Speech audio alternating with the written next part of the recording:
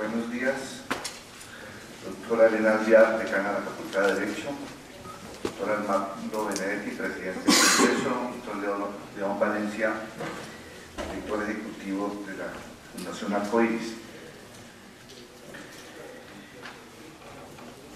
En Colombia somos amantes de las efemérides y de las celebraciones.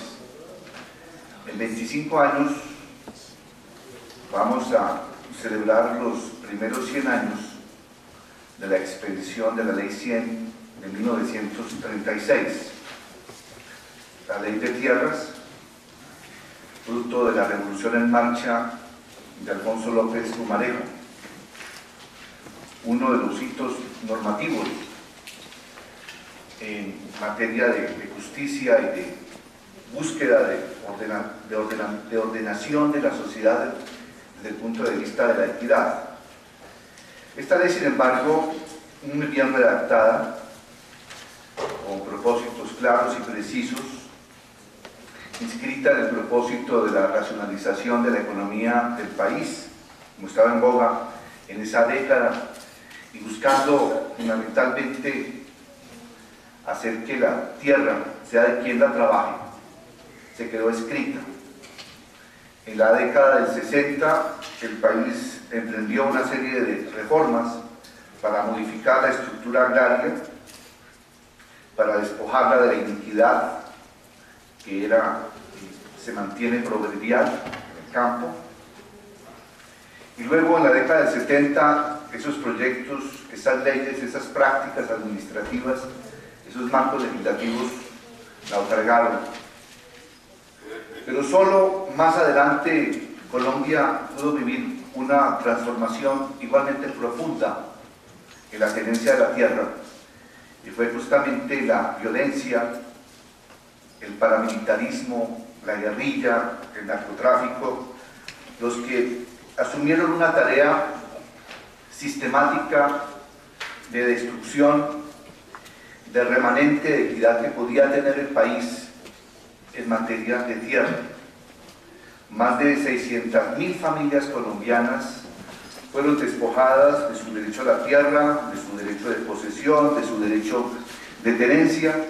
Más de 6 millones de hectáreas fueron arrebatadas y expoliadas a la población campesina, que como población y como clase está prácticamente en vías de extinción en el país.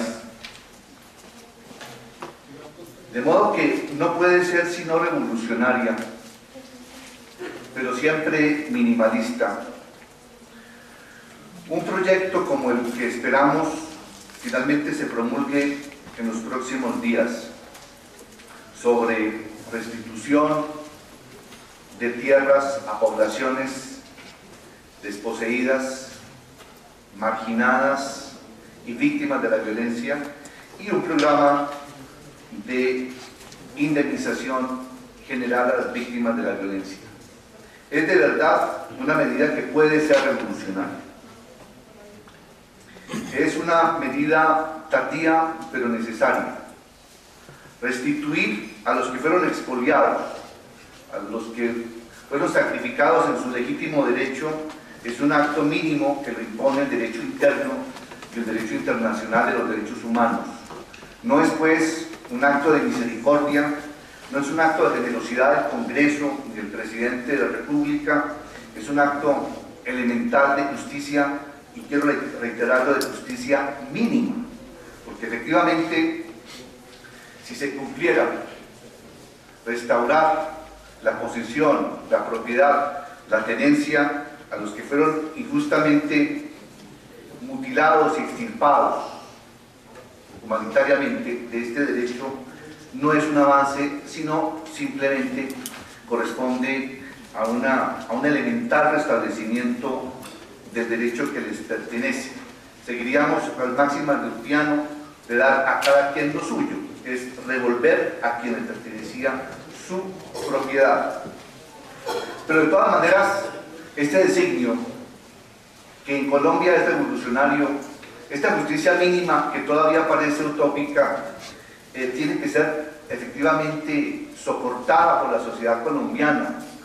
este proyecto de ley, esta futura ley, debería efectivamente hoy ser parte de la agenda pública, porque también va a transformar la economía política hacia el futuro.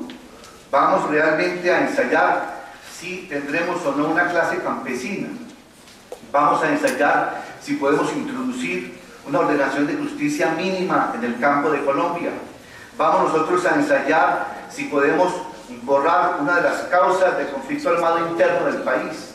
Recordemos que el origen de la guerrilla en Colombia fue una guerrilla campesina. Que luego se haya pervertido es otra cosa. Que después este problema de este conflicto interno no se haya podido manejar políticamente es un asunto distinto. Pero en el origen, el problema de justicia en Colombia es un problema agrario. Y ese problema no lo hemos resuelto. De modo que con los enemigos ya identificados de esta ley, con las dificultades de implementación que la ley va a tener, con los primeros héroes que han sido ya sacrificados en este año, líderes de asociaciones campesinas, asesinados por reclamar el justo título de la tierra, no podemos sino rodear este proyecto, buscar que la academia y las organizaciones civiles puedan efectivamente articular una poderosa plataforma, porque yo creo sinceramente que esta es la última oportunidad que tiene el país de hacer justicia. Y si la dilapida, las consecuencias adversas hacia el futuro van a ser enormes. El país no puede continuar siendo un país cínico, que simplemente incremente el patrimonio de las buenas leyes escritas. La ley 387 de 1997 es en el mundo la ley modelo para el tratamiento del fenómeno del desplazamiento en todas sus fases: atención, restablecimiento, creación de instituciones. Sin embargo, esta ley no pudo hacerse efectiva. Debió la Corte Constitucional en el año 2004 expedir la sentencia T025, declarando un estado de cosas inconstitucional para precisamente forzar al Estado a crear una institucionalidad y poder diseñar políticas públicas efectivas, debidamente financiadas, correctamente dirigidas, estratégicamente gestionadas con el objeto de resolver por lo menos parcialmente la tragedia humanitaria del desplazamiento. Y 6 años después de proferida esta sentencia, la Corte Constitucional volvió a reiterar que ese estado de cosas inconstitucional no se había superado. De modo que estas leyes de contenido humanitario, estos actos mínimos de justicia, tienen enemigos por doquier, dentro de la burocracia nacional, departamental y municipal, en la clase política, en la clase de los poseedores. Y por eso es necesario apoyar este nuevo intento, último intento que hará Colombia de darle justicia al campesinado colombiano.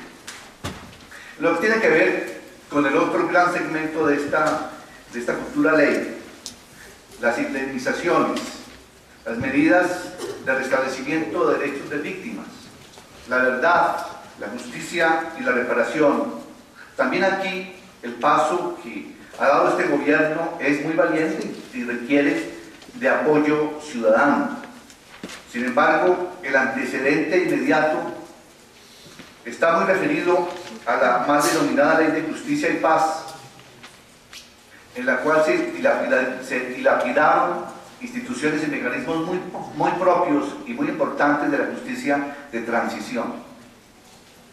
Hemos leído en la prensa en los últimos días el escándalo que subyace a falsas desmovilizaciones, la forma además como hace algunos años el gobierno de Uribe le arrebató a los colombianos la posibilidad de profundizar en términos de verdad, de justicia y de reparación, extraditando a los capos que estaban aparentemente en disposición de confesar y de descifrar por lo menos una parte de la historia del conflicto colombiano para determinar responsables directos.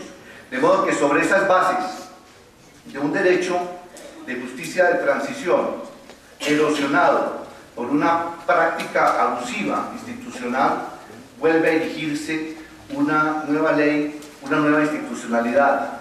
Nosotros esperamos que en esta oportunidad ese segmento de la ley efectivamente también cuente con instrumentos poderosos para evitar que el destino de la ley sea idéntico al destino de la Ley de Justicia y Paz.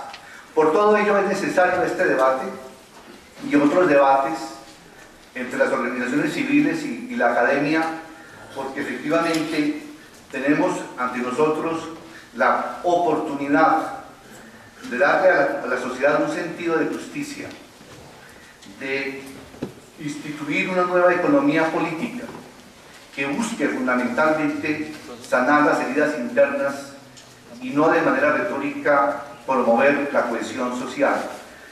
Si estas leyes no se expiden y sobre todo si no se cumplen, entramos nosotros, creo yo, en una fase de deterioro del Estado de Derecho y de los mínimos de justicia que ya no podrían ser soportables para las nuevas generaciones. Muchas gracias.